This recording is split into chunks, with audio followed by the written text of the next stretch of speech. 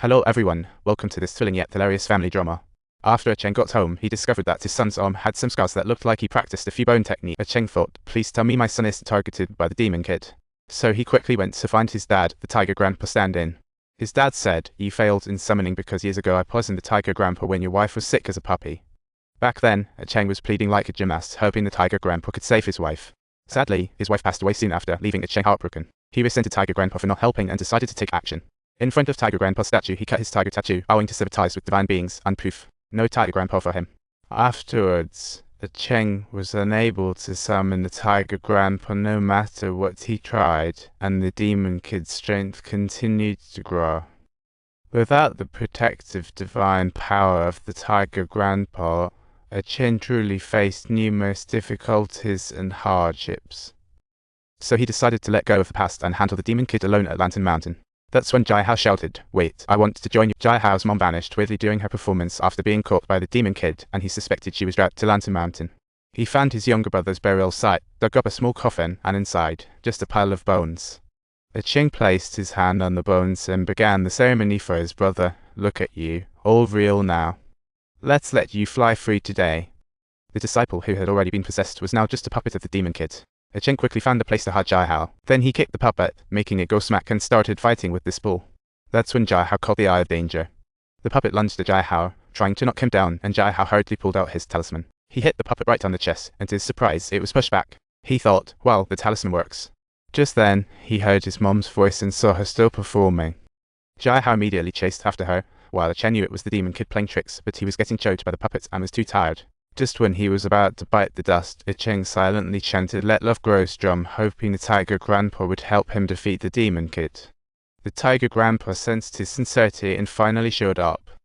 Cheng instantly roared to life like a beast, casually taking down all the puppets and yanking out the demon kid's evil spirits. But just then, Cheng heard someone calling his name. He turned around to see his long-lost wife. Hey, it's my husband again. Cheng's fighting spirit just disappeared. And upon noticing this, Tiger Grandpa immediately felt alarmed, thinking, I don't want to be left here alone, feeling so lonely. Seeing his beloved wife, they embraced immediately, and she cried, begging Cheng not to leave. Although Cheng felt like his heart was being ripped apart, he understood that dead is dead, and all this was just the devil in his heart. He whispered, goodbye, then burned her skin. But what appeared was a pitch-black woman, glaring like she was on fire. It was like a scene from a comedy horror movie. He clenched his fists again, ready to suck out her evil energy, feeling like a superhero. Cheng was flung onto a tree branch, and a long stick pierced through his body, knocking him out like a gamer who hit the wrong button. Back at home, his dad felt something was off, realizing the demon god was back. Who knew this mom's magic was so strong? The demon god was the mother of the demon kid, and 300 years ago, while successfully reclaiming Taiwan, she just instinctively started manipulating some weak minds, just like Jai Hao's mom, who got controlled by her because she lost her son. Jai Hao chased after his mom and ran into an abandoned house. The house was a total mess, but strangely, the broken fish tank was perfectly intact. Now, that's a mystery. He heard a lullaby coming from inside, cautiously walked over, and saw his mom smiling as she held a baby, saying, little Jai Hao, twinkling, twinkling, little star. Oh, how I wonder what you all are. Jai Hao, come back here. In the blink of an eye, Jai Hao grew up, and his mom held him close, patiently teaching him everything. Though the surroundings were in shambles, the scene of the mother and son snuggling was as heartwarming as a soap opera.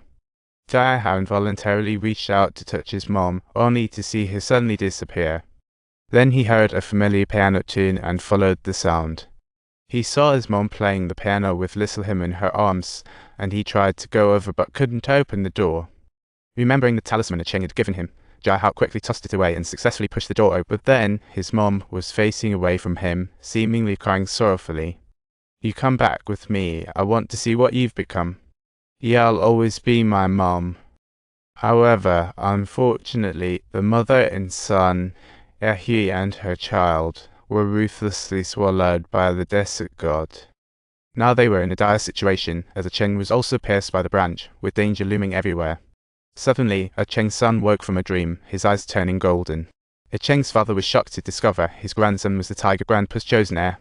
This time, the desert god was too powerful for Cheng to handle alone, so the deity had selected a new heir beforehand, hoping his father-son duo could take down the desert god together. At this point, Cheng was hanging by a thread when sudden fog rolled in, and then a swarm of demons appeared.